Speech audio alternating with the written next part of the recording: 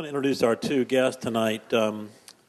Everybody else is cool. Don Van Cleave is the president of the Coalition of Independent Music Stores and of Junket Boy Distribution. And Peter Lubin is A&R consultant and a technologist and a music producer. So please welcome our special guest today.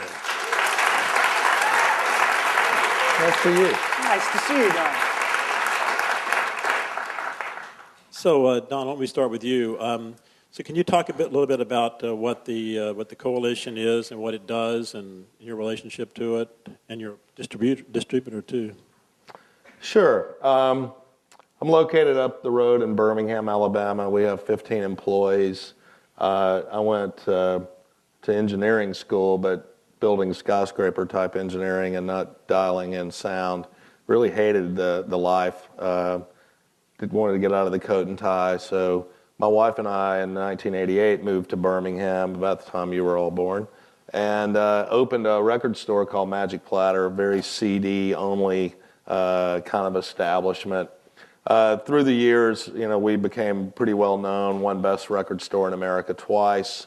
Through that, I got to meet a lot of other record store owners nationwide, and in '95, we kind of banded together as a chain with no name, so we could walk into the record labels and have some clout, some numbers behind us. Each guy individually couldn't really get anything done, but collectively, I was able to cobble all these guys together, and we could walk in and sit down with a head of sales for a record label and actually represent some market share. And it allowed us to get our foot in the door and get a lot of cool things for our stores that we weren't quite getting. We have 60 stores in my direct group. There's a couple of other coalitions that have sprung up since we founded. And then we started a distribution company about 4 years ago, strictly to get exclusive products for independent record stores. And I can talk about that a little bit more as we go along. Okay, well, Peter, why don't you tell us a little bit about your background, too? I know you've had some experience in signing acts. Anybody we know? Yeah, that's right. Well, in the very early days, I started out as a rock critic at the time that rock criticism was actually sort of born, so way before you were born. And from there, I moved into publicity, which was, I guess, a natural extension of being a writer. But I was lucky enough to get tapped to be the director of A&R at a major record label, Mercury Records, when I was about 23. And I worked there. That was a part of Polygram. I worked there for 8 years, and I got drafted into service by Elektra Records, which was part of, Warner Communications at the time, which became Time Warner, which became AOL Time Warner, which became Time Warner again. Warner Music Group. Yes, the Warner Music Group. So I worked there for 6 or 7 years, and after a brief layover at RCA Records, I returned to Mercury Records for the last couple of years. And then after that, the record business became a lot less fun, as you probably all have gleaned from your studies. So I took it on the lam and went independent, and since then, I've been involved in a number of pursuits, some of them technology-oriented, like secure encryption technology. Some I'm actually right now involved in a pursuit that is trying to popularize on-demand disc manufacturing, of all things. And I also, along the way, I consult to labels, record labels and publishers and artists themselves in an A&R capacity. And I get asked to produce records every so often, so I do 1 or 2 of those a year as well. And that keeps things interesting. Who have you signed, Peter? I will tell you this, Don. One time I met Phil Spector. Wow. This is before he was on trial for anything. Did he have a gun? I'm most certain that he did. But I was so excited that it was really Phil Spector. I went up to him. I said, "Oh, Phil, how you doing? I'm an A&R man." And usually when you say that to someone, the first thing they say to be nice or to make conversation, they'll say, "Oh yeah, who have you signed?" He turned around and goes, "Oh yeah, who have you I blew the punchline. He says, "Oh yeah, who have you brainwashed?" Sorry, it would have been better the first time around. Can we roll back the tape and do that again? Maybe an edit. There might be an edit in there. Okay, so, oh yeah, who have I signed? Well, do you want just the hits or you want the stiffs as well? Let's hear the hits. Okay, the hits. This is, again, dating back to before anyone was born. I'm softballing you. You are, that's very nice. The Moody Blues, Peter Gabriel, Robert Cray, Michelle Schacht, the Everly Brothers, the Pixies, the Breeders, They Might Be Giants, had a bit to do with Fish, and others along the way. Soundtracks and greatest hits packages and millions of records. So how do those bands come to you? I mean, how do you find these people? Different story? Every band comes in a different mysterious way, you know.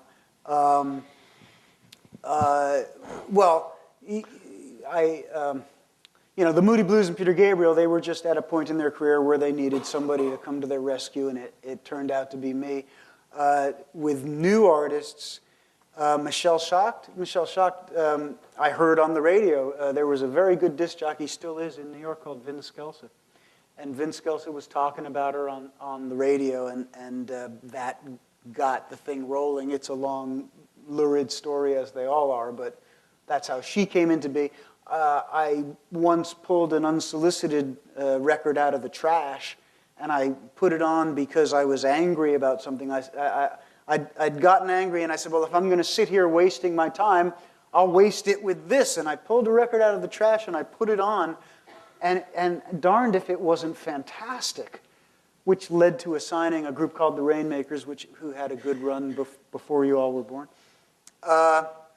et cetera, et cetera. It happens in so many different ways. I can guarantee you he never got a band then off of MySpace, you know. No. Well, Which no, is I shouldn't say that. What's really crazy is in the A&R community now, you know, MySpace is such a massive part of what they do. They got people that do nothing but troll around. And, of course, every musician there's got, you know, software and bots that go in and get their counts up and do all kinds of fun stuff. But you can go there and find a lot. And all the A&R guys that I know, which is a lot, they're constantly emailing me, heard of these guys, heard of these guys, heard of these guys, and, you know, you go and you check them out. That was never possible.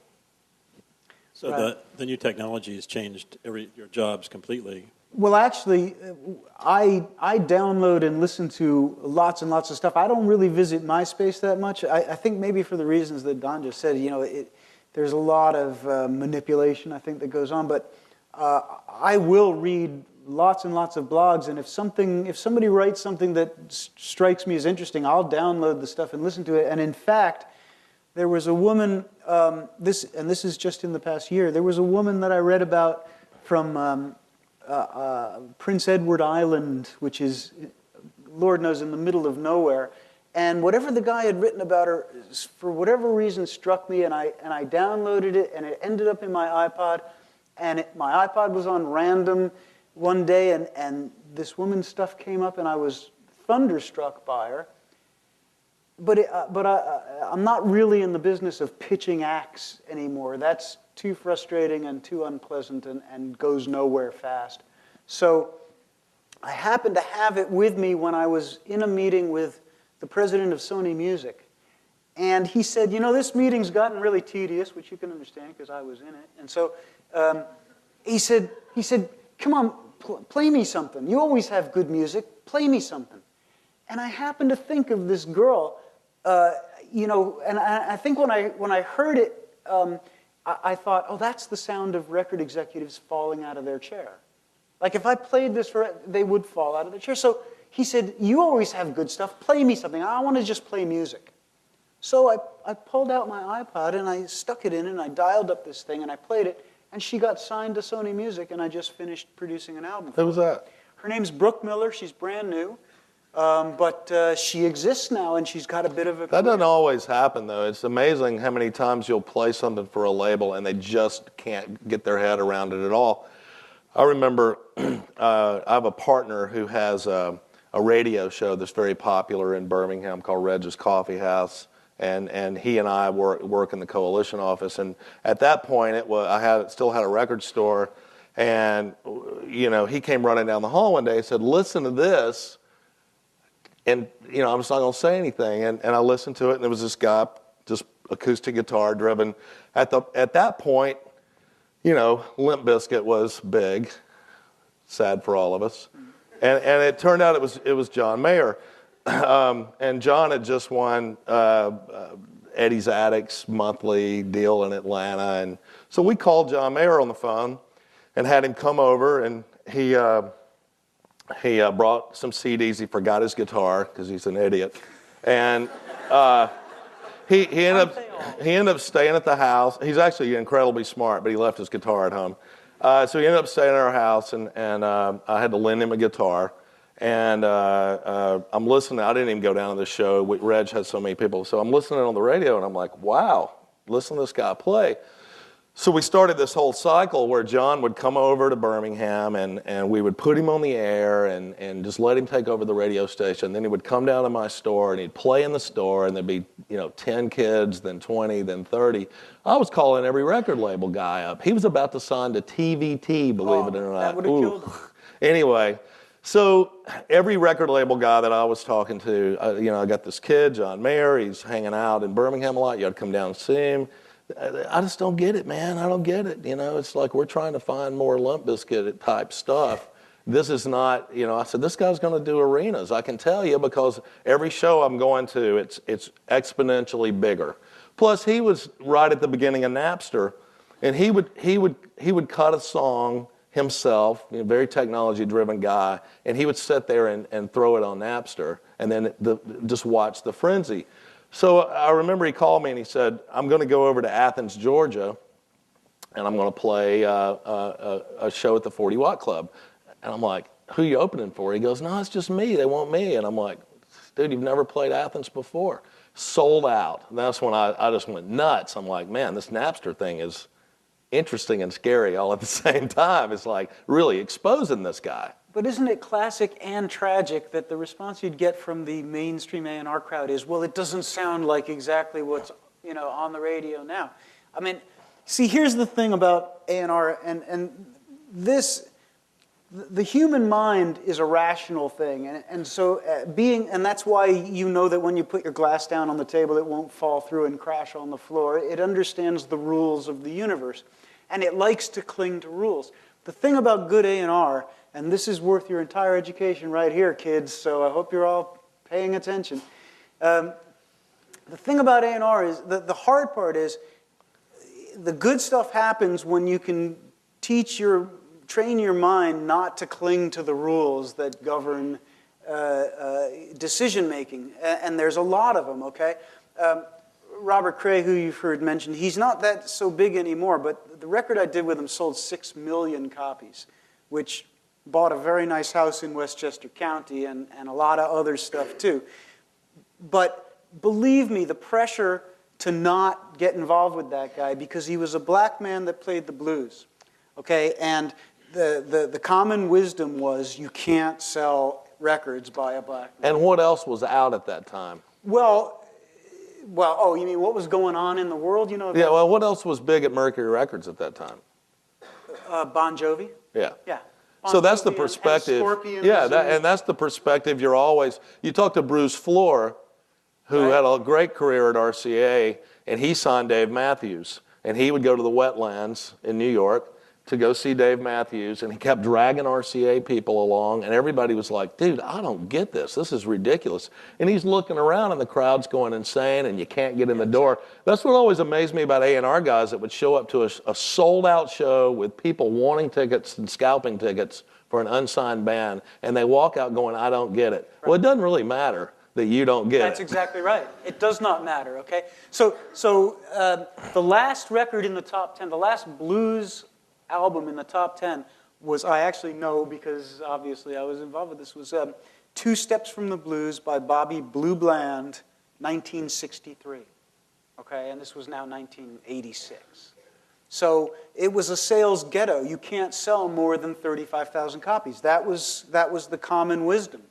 And I even got taken out to dinner the night before we were actually doing the deal. The head of A&R at the time took me out, and not as my department head, but as my friend, he took me out and he said, "This is your Waterloo. I'm begging you, don't do this deal." Because it was very expensive. They wanted a lot of money. Certainly in its day, too, a lot of money. And, Was there a bidding war? Only a little bit, only a tiny bit. I think Bruce Lundvall wanted him. Not very much competition. The best stuff, by the way, the best stuff never has any competition. And the crap, generally, there's people just left and right. Well, but the one issue, that's what lawyer they select. If there's a lot of times what goes on in the business now is if your band, decides on a certain kind of attorney, that attorney's going to whip it and really try to get 4 labels, biting each other to death. And managers now, I mean, they'll whip it up, and then some attorneys will go, "Hey, this is perfect for Peter. Let's just go do it there." And if you're into it, they'll do it there and not really get all that game going. I did used to have a sort of a credo, though. In my experience, I never got a lick of good music from an attorney. Right? That was one thing. At least none of the stuff I ever did happened to come that way. I'm not saying it would be impossible. It just didn't. And the good stuff is the stuff that, it violates the rules, like I said, so not that many people gather around it because it just seems oddball at the time. It's only over time that oddball turns out to be mainstream, so. Well, you had that experience with the Pixies, correct? Absolutely. I mean, you just didn't. Although the nice thing about the Pixies was I thought I was in uncharted waters. I thought, "Ooh, this is spooky. I'm in a world of my own, mining the depths, to find this group, the Pixies."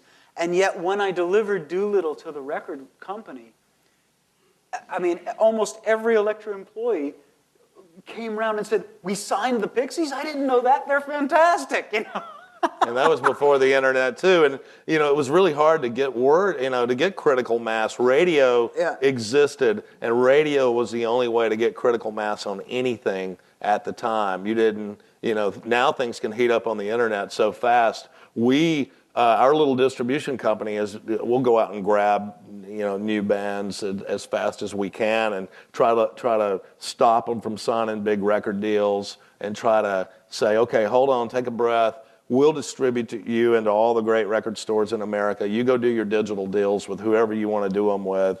Let's grow you for 6 months, and then you go sign with somebody." We've done that a couple of times. We did it with Clap Your Hands, Say Yeah. We did it with Tapes and Tapes. We just did it with this band, Manchester Orchestra, that I think is a phenomenal band.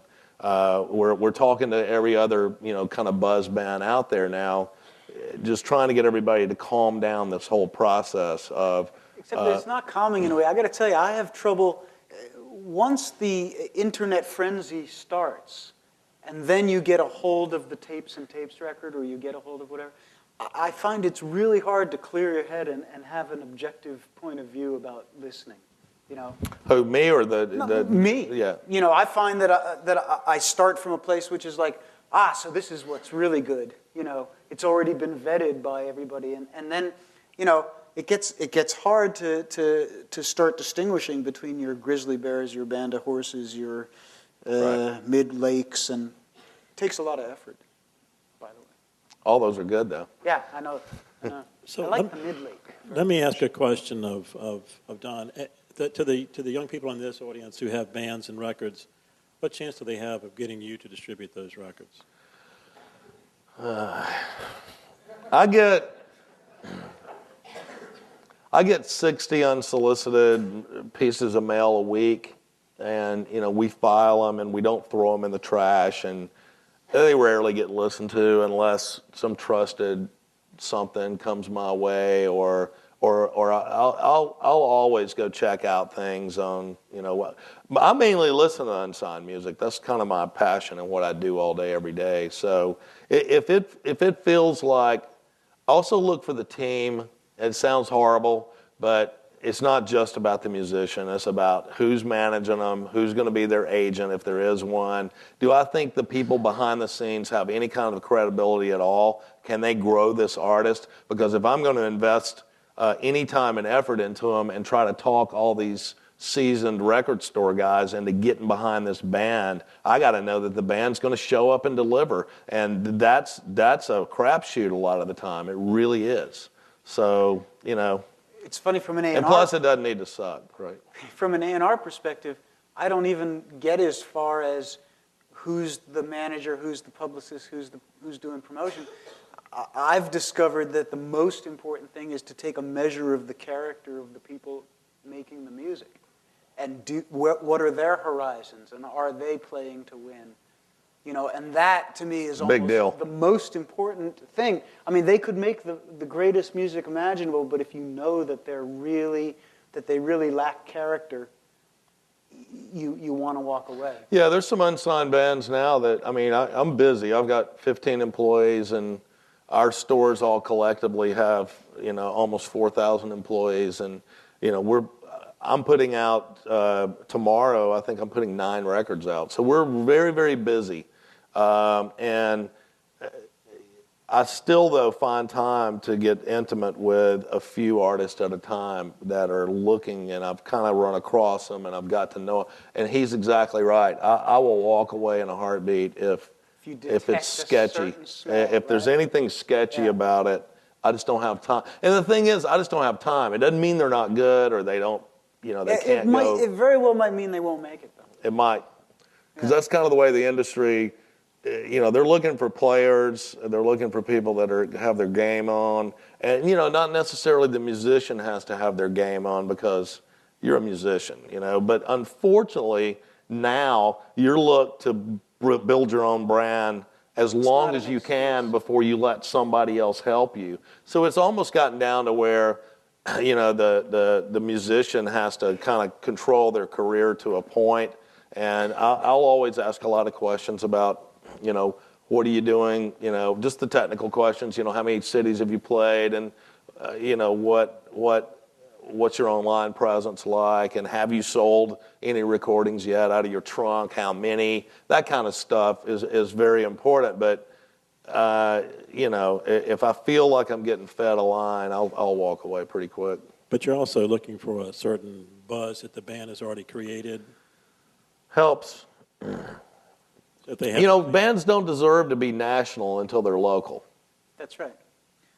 Think globally, act locally. Yeah, if they can't sell 25 tickets in their home market, they are not ready to be distributed nationally. Absolutely. They're not. So it's almost like bands have to do this, and they've got to go, okay, if I'm a New Orleans band, I've got to conquer at least 5 cities in Louisiana, Mississippi, Alabama, or whatever your radius is, wherever your hometown is. You've got to mean something to somebody before you're going to mean something to everybody. And that's also a lot of musicians contact me. I'm very prominent on Facebook. I do a lot of concert photography, so that's the only place on the internet that you can see my concert photography, and I've gotten a lot of kids contacting me through Facebook, and a whole lot of it is musicians that'll, you know, send me an MP3 or a link through Facebook or just a way to listen to their music, and, you know, I will get into a little dialogue with just about anybody until they just start asking too many questions. But, you know, it's like, hey, dude, you know, you need to focus on local. Have you done this? You know, you can't take too big of a jump too soon. let me ask you another question about, are you selling the big hits in your stores?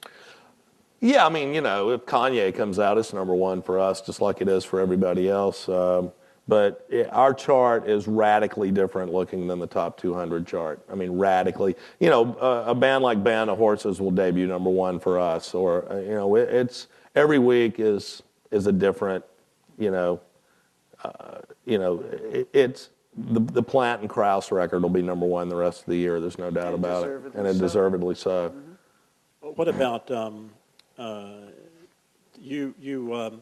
you're not dependent on the major record. Britney Spears' record that came out 2 weeks ago was in our top 10. I mean, it was undeniable that many records could sell across the country and us not collect some of those people. It blows my mind, but you know, it kind of kind of works out that way. But no, we're not dependent on the top hits at all. Although they're traffic drivers, I mean, it depends on what you call a top hit. For us, a Wilco release can make a summer. Radiohead coming out in January is a gigantic deal for us. Waiting to see what Nine Inch Nails is going to do is a big, big deal to us. Waiting to see what Christina Aguilera is going to do, not such a big deal. Well, tell me about the new model that you've been talking about. We talked about today, Amoeba, and the idea of service and employees who know something about music. Well, I mean, our stores from day one, we've got a lot of older brands, right? Anybody here from Austin? We have Waterloo Records as one of our partners. In Denver, we have Twist and Shout. In Portland, we have Music Millennium. We have Easy Street. We have Ear Ecstasy in Louisville. So we have these brands that have been trusted filters for 20 to 30 years in their marketplace. And they're getting marginalized somewhat by the internet. But, our biggest enemy has been Best Buy for 15 years. They have come in and they've cut music prices to $3 below our wholesale generally. So a lot of us go to Best Buy to buy all the hits because they're cheaper there than buying them directly from the record label. How screwed up is that? So our stores really focus on being very, very into turning people on, having that loyal staff that's been there forever that simply knows everything about music. We've got store guys that can tell you every drummer on every Blue Note record from the starting in the beginning. We have people that are almost savant about some music facts, and you go in there and they'll tell you what's going on. And it's very much that filter concept. A lot of bloggers are kind of taking that thunder, obviously, and there's trusted bloggers out there that are definitely recommending to people, and that's what our stores have always been great at, is recommending what's coming up or what the next big thing is. Peter, let me ask you something about A&R. Earlier today I heard you talk about this. What advice would you have to somebody who wants to be an A&R person? Today's advice is turn your backs on the major record labels. Don't aspire to go there and work there, because if you do, you may be watching them padlock your office and sell all the filing cabinets and desks and chairs.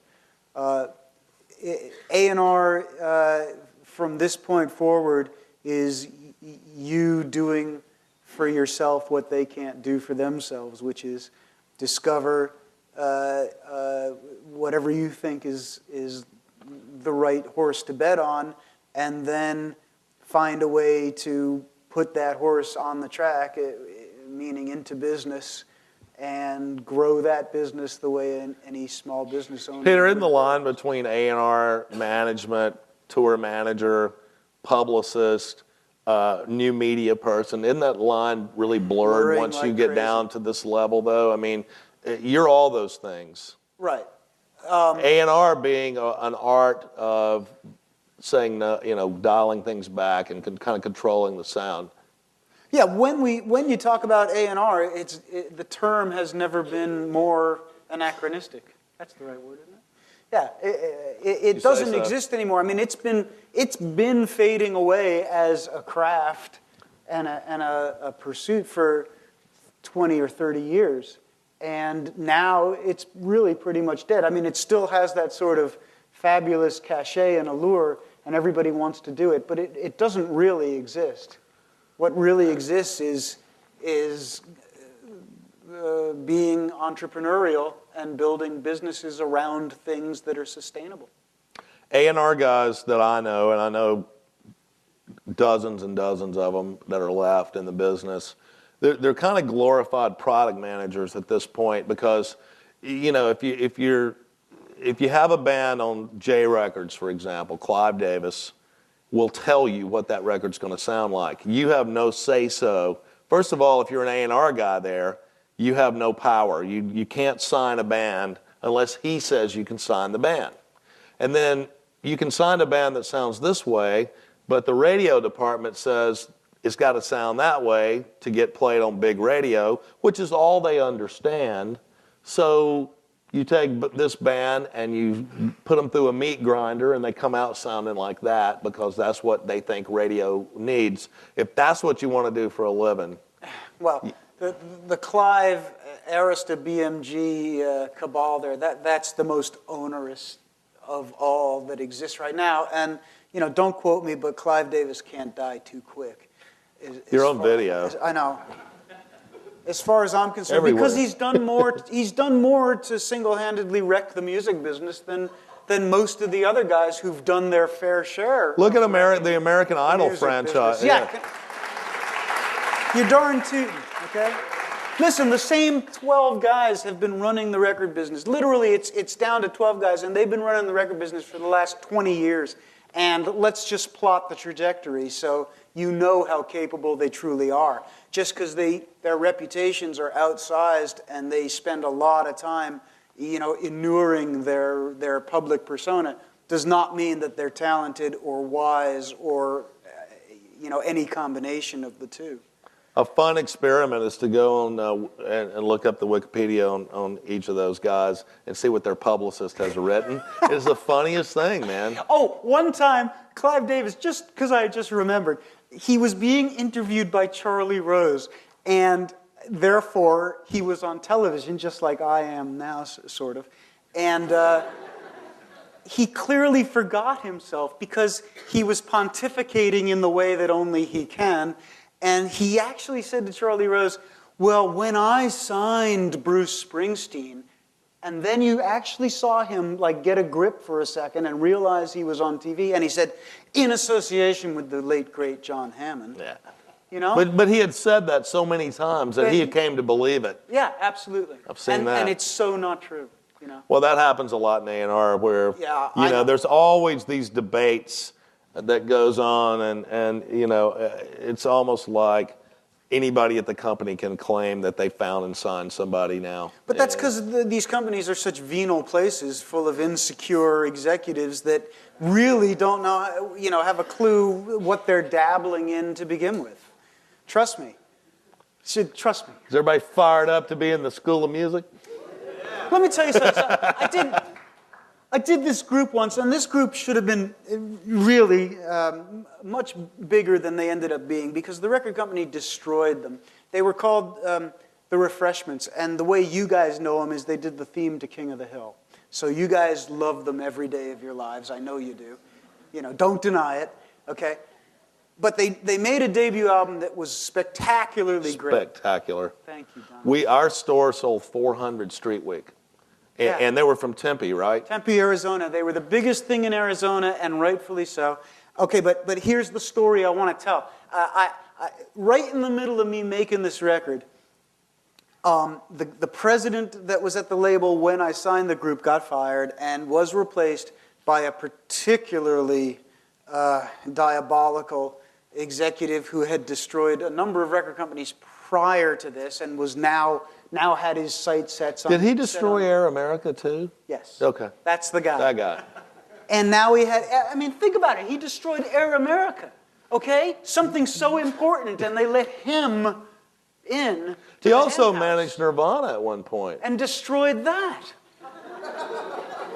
Okay, yeah. So now he's got his sights set on my record company, the one I love, okay? So he comes into my office to have our first sort of détente kind of meeting, and he sits down and I said, oh, listen, he who shall remain nameless, I've just taken delivery on this fantastic record. This is going to be the new Tom Petty and the Heartbreakers, I think is probably what I was saying at the time. I would not disagree. This band is phenomenal. Let me play you a cut. And as soon as I said, let me play you a cut, it was almost like...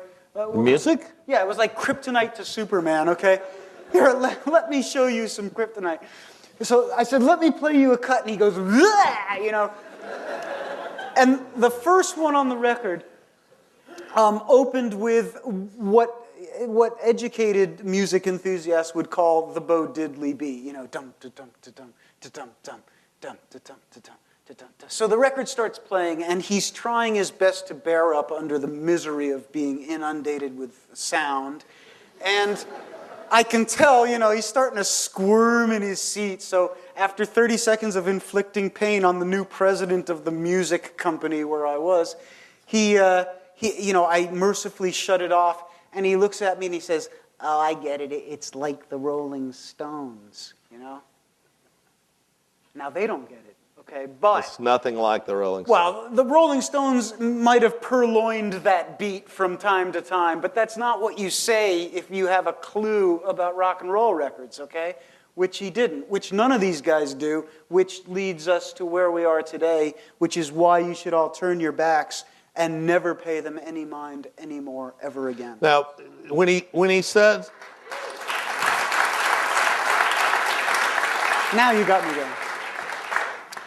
there are some amazing independent companies in this business right now that are doing really good things and I would go to Merge or Sub Pop tomorrow.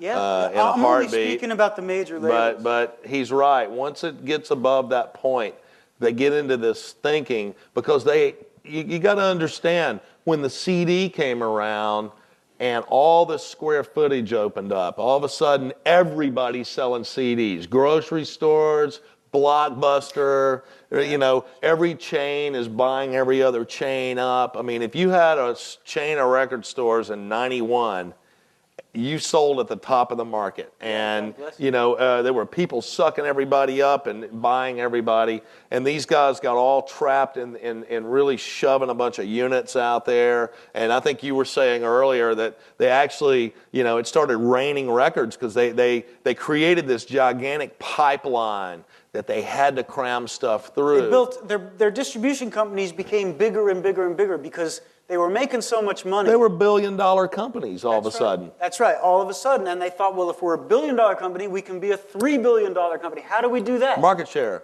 Yeah, we increase our, you want to talk about market share. So every label decided, how do you see, for example, once upon a time there was a thing called CBS Records, and they had a label called Columbia. And Columbia did really well, mostly on the back of this guy, John Hammond, that Clive Davis wouldn't give credit to unless he had a gun or a TV camera pointed at him. So Columbia Records was very successful. They said, well, what do we do now? Well, let's have a sister label. We'll call it Epic Records. That's sort of like Columbia. Epic sounds nice. And we'll have a whole separate record company, and that'll increase our market share. Sure, that worked out well. But over time, even independent labels like Chrysalis started saying, well, Tom Zutaut is a cool guy. Let's give him a label. I think that was that. Well, yeah, he signed Guns N' Roses. Yeah, he must be a genius. So let's give him a label, and that'll help increase our market share. And then suddenly that label's got to have acts. I mean, a label in and of itself is nothing. It doesn't even actually exist. A label is a sum total of the artists that are on its roster. Okay. Fast forward to 1999, and the Universal Music Group's new release book got to be that thick for an every 2-week release cycle. Yeah. And that's when we started noticing they weren't paying attention to anything in there. Well, you can't possibly, because every record is about something. It may be about something lousy, but it's about something, or it has a point of view, hopefully, or it's not just rubbish. So in order to successfully promote it, market it, publicize it, sell it, you have to know what it's about. But the record companies didn't solve that ornery problem about there only being 24 hours in a day. Because it takes the better part of 45 minutes to play an album, okay? And that's only one time. And how are you going to learn your product if you don't play it a few times at least? But if there's 47 of them coming out next Tuesday, do the math. You can't listen. It's fun when a young act will reach out to me and go, well, I'm thinking about signing with so-and-so. Okay, cool. I said, have you gone in there and asked them for promo copies yet? Oh, okay, cool. I said, when they open that cabinet up and there's all those promos there, start pulling everyone out you've never heard of and go, what happened to them? What happened to them? What happened to them? What happened to the other 7 female singer-songwriters they signed that didn't happen? Why do you want to go there? you're not ready to go. I mean, that's my standard pitch to them. It's like, go and look at everybody they've signed and see how many of them have actually done anything. Right. But they signed him out of this need to fill a thing that, and to keep that guy from having it. Yeah, that was another reason. There's so many bad business practices that stack up one on top of another.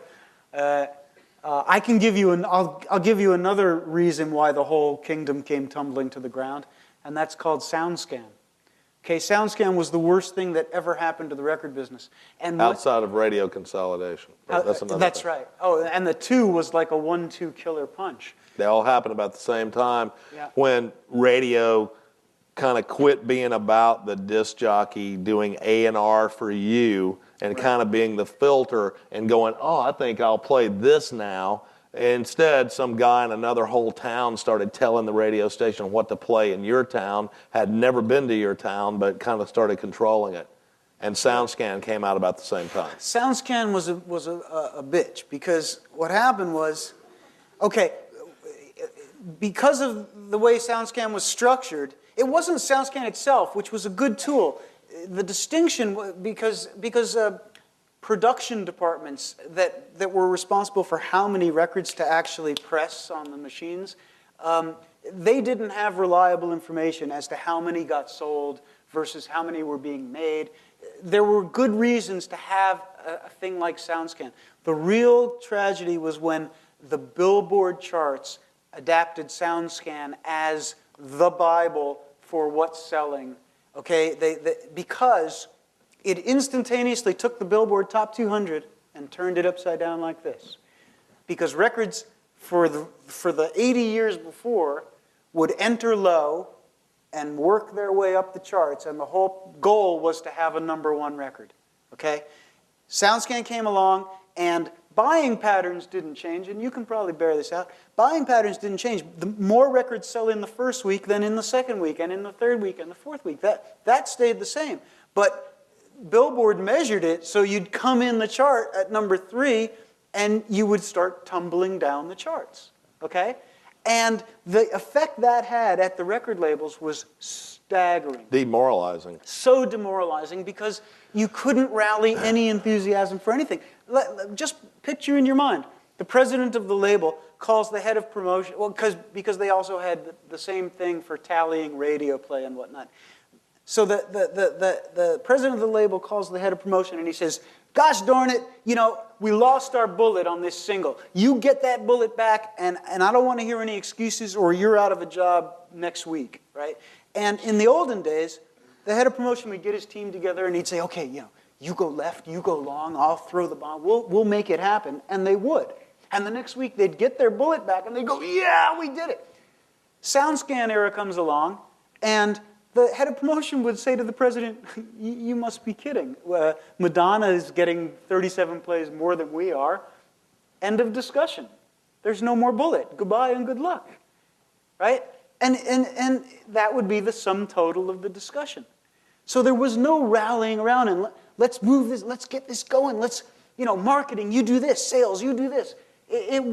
Because the next Wednesday, the thing would flop on your desk, the SoundScan report, and your record would go from 37 to 114, and that's the way it was. And you'd just go... And then it'd go away.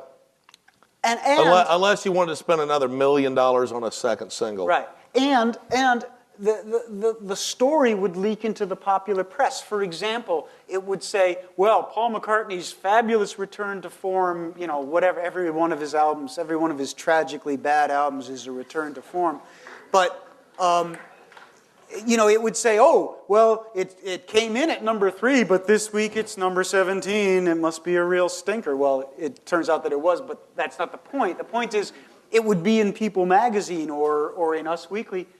They would report this thing, so everything was a flop. The whole record industry became one giant flop because every record was doing this, and nobody did anything to stop this or correct it.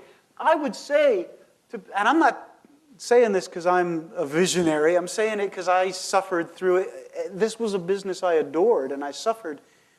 watching this occur, I would say to presidents of labels, you know, we really should just stop buying SoundScan. That would do a world of good, Man, you know? And they would say, I would never go back to the days of smoke and mirrors. Well, what happened was SoundScan is, you know, every time you get a CD scanned at the record store, that magically pipes up to this computer that counts.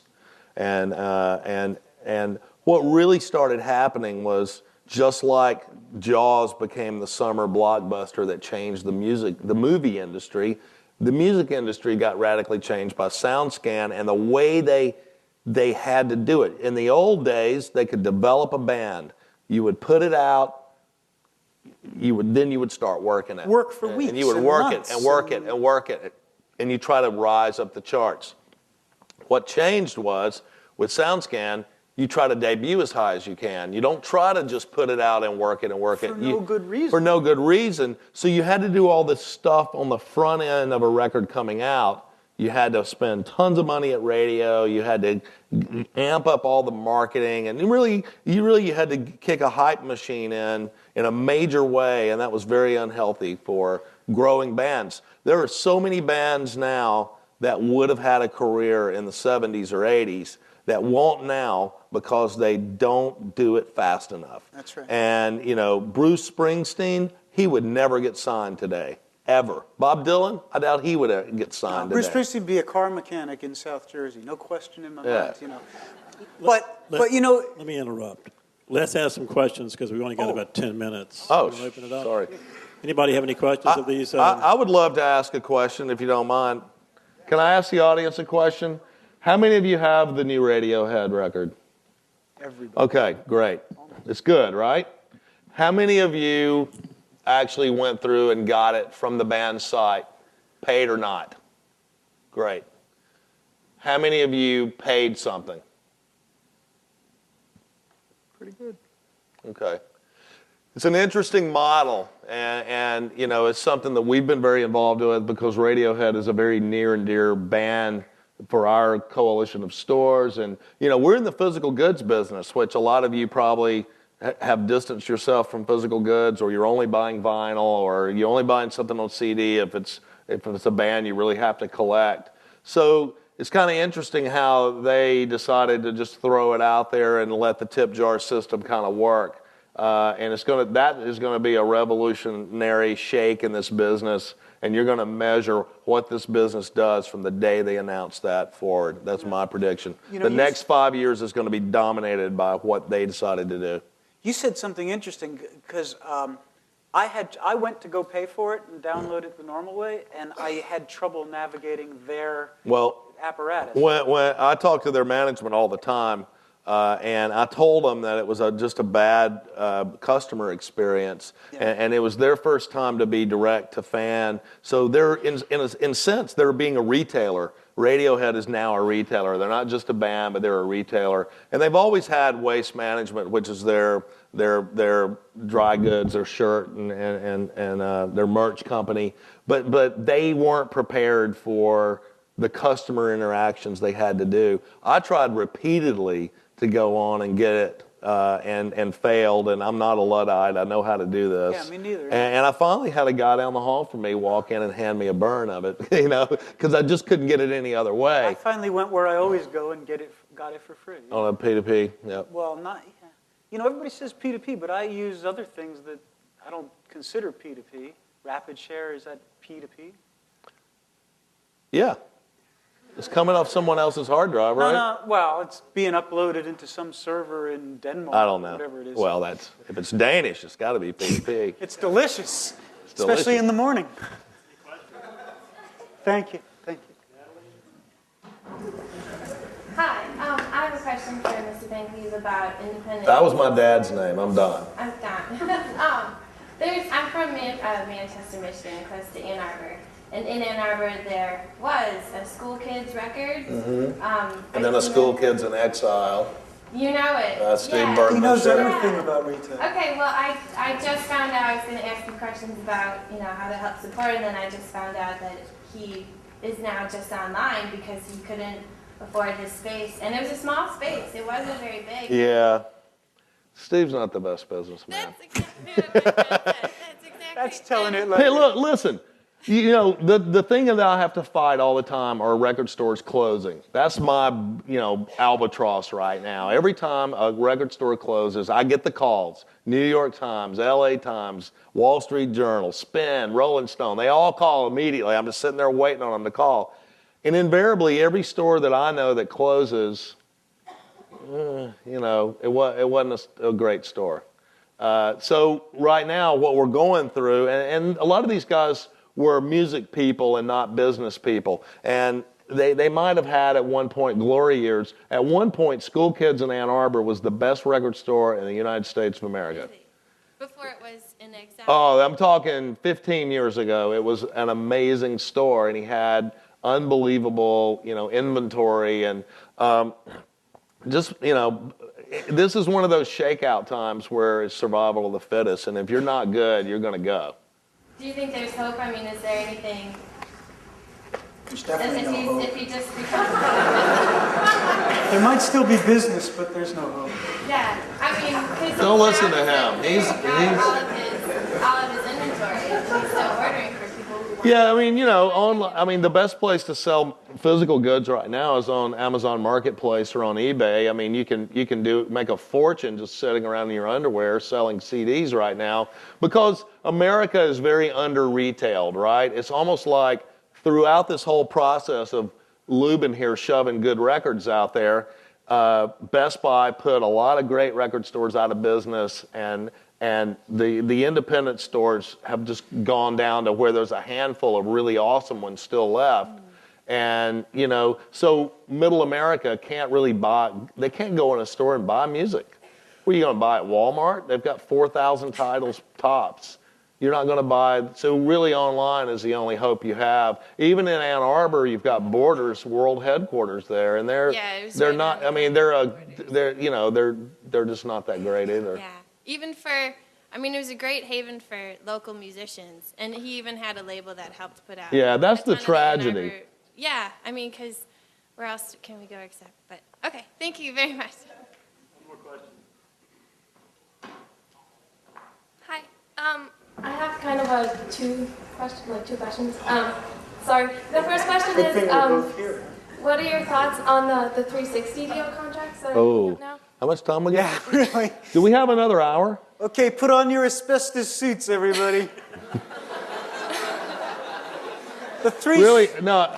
The only thing I would say on the 360 deal is you really should read Steve Leeds' article in the New York Times on Sunday. It was excellent. Go on the New York Times website and listen to what he has to say. They've got these new little audio clips next to the article, and you can hear Steve Leeds Jeff Leeds. Steve Leeds is a musician, I guess. Jeff Leeds, he gives his analysis of it. And I can't really add to that. He did such a good job in that article. Go read that to really understand. He hates it, obviously. I mean, just look at it on the face of it. They've grown so inept at the thing they were designed to do, which is sell records, that they've decided, well, we have to grab all the rest of the real estate so that we can do an equally poor job of that. These companies, first of all, are bombed out shells of their former selves. They don't have the skill set required to do any of the things they're currently blackmailing these poor acts into giving up. I will say, I will fight that on a couple of levels. Paramore is a great example of a band that I think... Except didn't they develop themselves... There's a very successful current model of that. I'm not saying, I don't know their deal. I don't know what they gave up or what they didn't give up. Right. What you get for signing a 360 deal is a check. You get an advance on all those income streams. It's what you used to get for a record deal. Yeah, it's what you used to get for a record deal. But now you get a little taste of money on your merch and on your every band that I know, I'm not justifying it. I'm telling what you get. Every band that I know, when you say, why do you want to sign a record deal? So I can quit my job and pay my bills off, buy a van, and go on tour. Wow, I'd take one for that, for those reasons too. But, it's like, because it's the easy excuse for not having to do the work. You can call it that, but a lot of bands, if they don't get to do all that, They don't get to do all that. I'm involved in so many bands where, Idiot had kids and got married before he should have. And, he's got a family. He can't afford to abandon them and pursue his dream unless someone finances it. And this is what record labels do. Indie labels and major labels, they finance your dream. It's just how much of your soul are you selling, Robert Johnson? Because that's exactly what it comes down to is, you're giving up a lot of stuff to pursue your dreams, and that's what happens in a 360. Yeah, that was a good question, though. My second question was, what do you think of companies like Starbucks and Red Bull signing these artists? I personally think it's great because they don't price compete with us. They sell more physical goods, keeping that business alive. Starbucks has how many outlets? How many in the U.S.? 11,000 or so in the U.S. That's 11,000 record stores selling. They only sell 30 records. And, the fact that they unfortunately put that McCartney thing out is beside the point. They can really move the marketplace. And, I don't have a problem with Starbucks or Red Bull or any company getting into the business. To me, it's just symptomatic of how broken the system is. Yeah, how the companies that were supposed to do that job, it can be taken away from them so easily. Right. Well, let's thank Don Van Cleave. Hey, look. Hey, all right. Oh. Nice move on that part. We got time for an encore, right?